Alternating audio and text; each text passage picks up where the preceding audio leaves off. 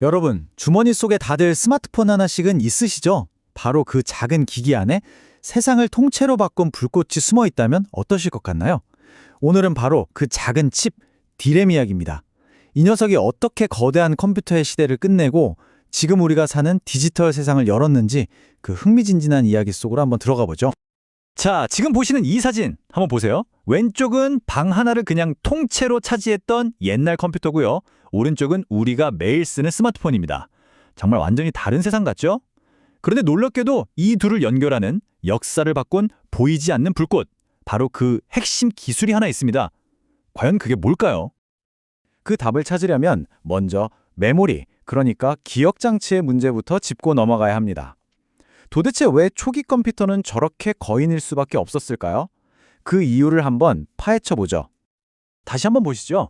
왼쪽에 저 복잡하게 얽힌 진공관들, 저 거대한 기계에서 오른쪽에 이 매끈한 스마트폰까지, 이 어마어마한 변화, 이 기술적 도약의 가장 중심에 뭐가 있었냐면요.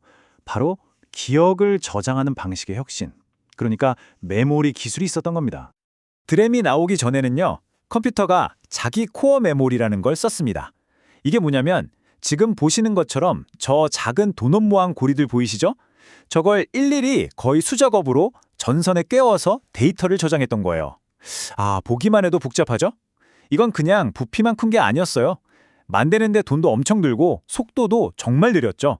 한마디로 한계가 명확했던 겁니다. 그러니까 당시 컴퓨터 산업의 고민은 아주 명확했어요. 저렇게 복잡하고 부피 크고 전기만 많이 먹는 메모리, 이거 말고 뭔가 단순하고 작고 에너지 효율도 좋으면서 빠르고 싼 그런 메모리가 정말 절실했던 거죠. 자, 바로 이 지점에서 역사를 바꿀 어떤 아이디어가 등장할 준비를 하고 있었습니다. 자, 이제 이야기의 흐름이 바뀝니다. 바로 혁명적인 아이디어의 등장이죠. 이 거대하고 복잡해 보였던 문제의 해답이 정말 믿을 수 없을 만큼 단순한 생각 하나에서 시작되거든요. 그 순간으로 한번 같이 가보시죠. 때는 1966년 IBM의 한 연구원이었던 로버트 데나드가 이 복잡한 메모리를 보면서 이런 생각을 했답니다. 아니, 분명히 이거보다 더 간단한 방법이 있을 텐데 바로 이 작은 질문 하나가 모든 걸 바꿔놓을 혁신의 씨앗이었습니다. 그리고 그가 찾아낸 해답이 바로 1T 1C 구조였습니다. 이게 뭐냐면요, 정말 간단해요. T는 트랜지스터, C는 커패시터거든요. 그러니까 전기를 저장하는 창고 커패시터 하나랑 그 창고 문을 열고 닫는 스위치 트랜지스터 하나, 딱 이 두 개만으로 데이터 1비트를 저장하는 방식이었던 거죠. 당시 쓰이던 다른 메모리, SRAM 같은 건 부품이 6개나 필요했거든요. 거기에 비하면 이건 그야말로 혁명이었죠. 바로 이 단순함, 이게 디램의 가장 위대한 힘이었습니다. 그리고 이 아이디어의 잠재력을 알아본 회사가 있었습니다. 바로 인텔이었죠. 1970년에 인텔은 이 아이디어를 현실로 만들어냈습니다. 바로 1013이라는 이름의 칩으로요. 지금 보시는 이 조그마한 칩이 바로 세계 최초의 상용 디램이었고 곧 업계의 모든 판도를 뒤집어 놓게 됩니다. 결과는 그야말로 극적이었습니다. 인텔 103 칩이 나오자마자 그 거대하고 복잡했던 자기 코어 메모리 시장이 그냥 순식간에 무너져 내렸어요. 그래서 붙은 별명이 뭔지 아세요? 바로 코어 메모리 킬러였습니다. 이 작은 칩 하나가 말 그대로 낡은 거인을 단숨에 쓰러뜨린 거죠. 자, 이렇게 하나의 혁신적인 기술이 등장하자 그 다음은 뭘까요? 맞습니다. 바로 전쟁이죠.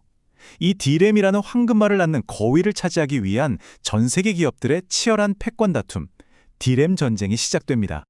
디램 시장의 왕자는 계속해서 주인이 바뀌었습니다. 이 타임라인을 한번 쭉 훑어볼까요? 1970년대에는 기술을 처음 개발한 인텔 같은 미국 기업들이 시장을 열었고요. 그러다 80년대가 되자 도시바, 히타치 같은 일본 기업들이 정말 압도적인 힘으로 시장을 장악해버립니다. 하지만 거기서 끝나지 않았죠. 90년대부터 대한민국이 무섭게 치고 올라오기 시작하더니 지금은 어떻습니까? 바로 삼성과 SK 하이닉스가 세계 시장을 지배하고 있는 거죠. 특히 80년대는 정말 치열했습니다. 시장을 처음 만들어낸 미국과 막강한 정부 지원을 등에 업고 맹렬하게 추격해온 일본, 이 두 나라의 대결은요, 기술 패권을 둘러싼 반도체 역사상 가장 격렬했던 전쟁 중 하나로 남아 있습니다. 그런데 말이죠. 이 길고 긴 전쟁의 최종 승자는 결국 대한민국이었습니다. 모두가 불가능하다고 할 때 후발주자였던 한국 기업들은 정말 과감한 투자와 누구도 따라올 수 없는 초격차 기술 혁신을 무기로 내세웠죠. 그리고 마침내 90년대 이후 디램 시장의 새로운 지배자로 우뚝 서게 된 겁니다. 자, 그럼 이 디램 전쟁의 역사가 지금의 우리와 무슨 상관이 있을까요? 사실 엄청난 상관이 있습니다. 이 작은 칩 하나가 바로 우리가 지금 살고 있는 이 디지털 세상을 통째로 만들어냈거든요. 어떻게 그게 가능했는지 한번 보시죠. 이게 바로 단순함이 불러온 도미노 효과입니다. 한번 보세요. 모든 건 1T 원시라는 이 단순한 구조에서 시작해요. 구조가 단순하니까 어때요? 대량 생산이 쉬워지죠. 공장에서 마구 찍어낼 수 있게 되는 겁니다. 그럼 자연스럽게 가격은 어떻게 될까요? 네, 엄청나게 싸집니다. 자, 이렇게 싸고 성능 좋은 메모리가 시장에 풀리니까 드디어 모든 사람이 컴퓨터를 가질 수 있는 시대, 바로 PC와 서버 혁명이 일어난 겁니다. 정말 단순함이 세상을 바꾼 완벽한 예시죠. 결론은 이겁니다. 만약 디램이 없었다면, 그래서 메모리가 여전히 비싸고 컸다면 우리가 지금 쓰고 있는 개인용 컴퓨터, 노트북, 스마트폰, 그리고 클라우드 서버나 AI 가속기 같은 것들, 이 모든 게 아예 존재하지 못했을 수도 있다는 거예요. 지금 우리의 디지털 세상은 전부 디램이라는 단단한 토대 위에 지어진 집과 같은 거죠. 이 모든 걸 관통하는 핵심 원리는 정말 간단합니다.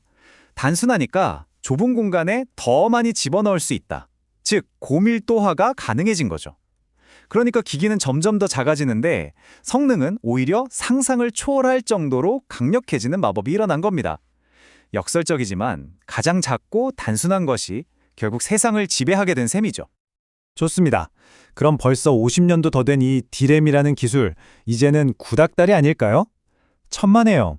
이 오래된 아이디어가 바로 우리의 미래를 만들고 있습니다. 마지막으로 디램이 지금 어떻게 진화하고 있는지 한번 들여다보죠. 요즘 AI 때문에 HBM, 즉 고대역폭 메모리라는 말 많이 들어보셨죠? 이게 완전히 새로운 게 아니고요. 사실 디램의 진화 버전입니다. 예전 디램이 단독주택처럼 옆으로 넓게 칩을 펼쳤다면 HBM은 이걸 아파트처럼 수직으로 착착 쌓아올린 거예요. 이렇게 하니까 데이터가 오가는 거리가 엄청나게 짧아지겠죠? 덕분에 인공지능이 필요로 하는 어마어마한 양의 데이터를 훨씬 더 빨리 처리할 수 있게 된 겁니다.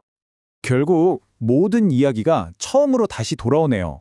우리가 쓰는 최신 5G 스마트폰부터 저 거대한 데이터 센터, 그리고 세상을 바꿀 인공지능까지. 이 모든 최첨단 기술의 가장 깊은 곳, 그 심장부에는 여전히 1966년 로버트 데나드가 떠올렸던 그 단순하고도 위대한 아이디어가 지금도 힘차게 뛰고 있는 겁니다. 지난 50년 넘게 우리 디지털 세계의 엔진이 되어준 이 작은 아이디어. 과연 이 엔진은 앞으로 또 어떤 세상을 만들어가게 될까요? 정말 상상만 해도 흥미롭지 않으신가요?